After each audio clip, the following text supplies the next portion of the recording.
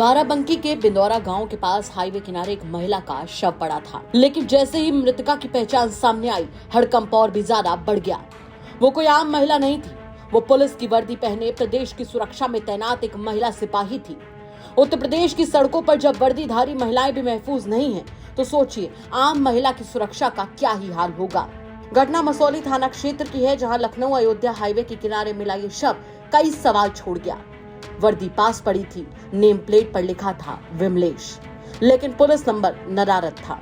स्थिति देखकर शक की सुई खौफनाक मोड़ ले रही थी।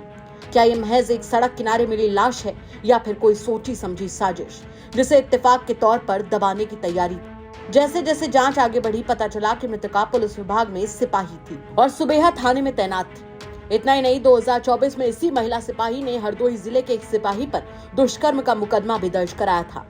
बाद में मामला आपसी समझौते में सुलझा बताया गया। अब पुलिस इस पहलू की भी जांच कर रही है, लेकिन सवाल उठता है कि क्या ये समझौता असल में एक दबाव था? क्या उस पुराने केस का आज के शव से कोई कनेक्शन है, या फिर वर्दी ने एक बार फिर से चुप रह जाने का फर्ज निभाया?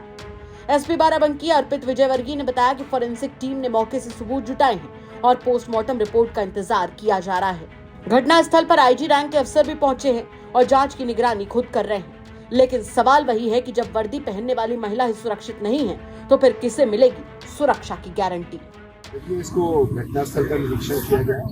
फॉरेंसिक साइंस के हिसाब से जो फॉरेंसिक एविडेंस है वो कलेक्ट किए गए हैं और उस बेसिस पर खास तौर से जो हमारे डिफरेंट फुटेजेस और सारी चीज़ें वो भी हम लोग इसको ले रहे हैं। चीज़ें निकल के आई हैं कि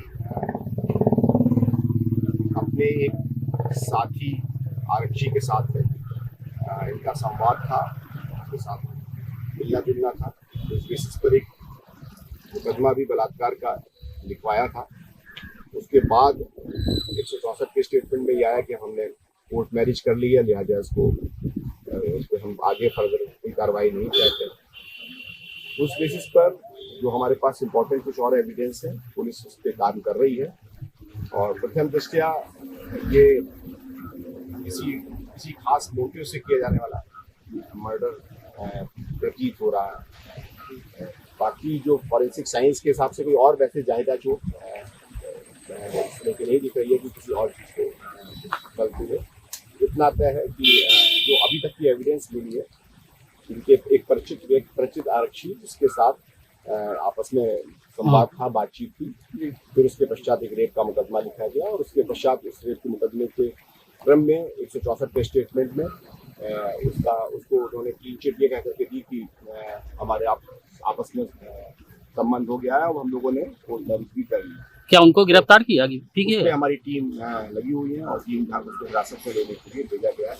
वो इस समय फिलहाल एब्सकॉन्डिंग कंडीशन में है और बहुत जल्दी उसकी गिरफ्तारी या बहुत जल्दी उसको हिरासत में लेकर पूछताछ करेंगे और जो सुसंगत साक्ष्य उसके लिए सपोर्ट करता है। सर, इनकी बॉडी यहाँ पे मिली है, क्या उनकी तैनाती क्या महरेवा वगैरह क्या है कि इस तरह से मतलब जानकारी ये एक विशिष्ट उनकी जैसी पूरी घटना चलती है उसमें इनकी लगी हुई थी और इस बेसिस पर हम लोग डिटेल इन्वेस्टिगेशन कर रहे हैं। मैंने आपको पूरी सर्कमस्टांसेस सारी चीज़ें बताई हैं।